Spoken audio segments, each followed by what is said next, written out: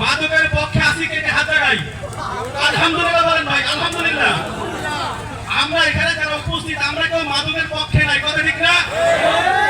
আমরা মাহমুদপুরে এতগুলো লোক যদি মাদকের পক্ষে না থাকি তাহলে মাহমুদপুরে কিভাবে সম্ভব মাদক সরাই করা, কিভাবে সম্ভব মাদক বিক্রি করা?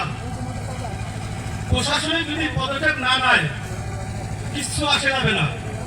যদি আমরা এই মাদক কারবারকে আমরা যদি সামাজিকগতভাবে বয়কট করি, পারিবারিকগতভাবে যদি বয়কট করি, অটোমেটিক মাদক বন্ধ হয়ে যাবে। মাদকের যারা সম্পৃক্ত আছে তাদেরকে যদি প্রশাসনিক বিচার না করে আমরা তাদের সাথে আত্মীয়তা বন্ধন ছিন্ন করব, আমরা তাদেরকে সামাজিকগতভাবে বয়কট করব। 2 নম্বরে আমি তাদেরকে বলবো আগামীতে যত প্রোগ্রাম করবেন মাহমুদপুরে যত ইমাম আছে আলেম ওলামা আছে তাদেরকে এক করবেন সবাইকে। কারণ মসজিদের মেম্বার থেকে যদি এই মাদকের বিরুদ্ধে যদি আলোচনা শুরু হয় আলহামদুলিল্লাহ আরো সোচ্চার হবে জনগণ, কথা ঠিক কিনা?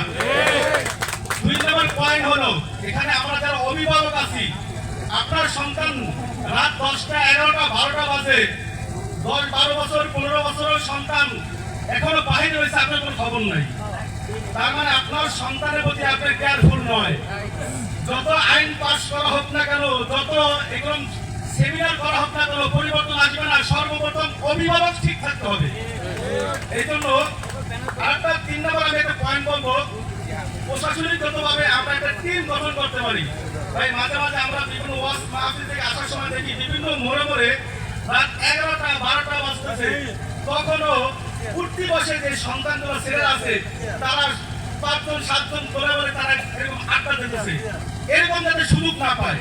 এই জন্য আমরা একটা প্রশাসনিকের মাধ্যমে এলাকার যুব সমাজ যারা আছে সচেতন, এদেরকে সাথে নিয়ে একটা কমিটি গঠন করে আমরা পদক্ষেপ গ্রহণ করবো। তারা যদি এরকম ভাবে আড্ডা না করতে পারে। আর সবচেয়ে বড় কথা ভাই, অভিভাবক যারা আমরা এখানে আছি, আপনার সন্তানকে আপনিই গার্ড দেন, তাহলে আর এই সন্তানরা বিচ্ছিন্ন হবে না, মাদকের সাথে সম্পৃক্ত হবে না।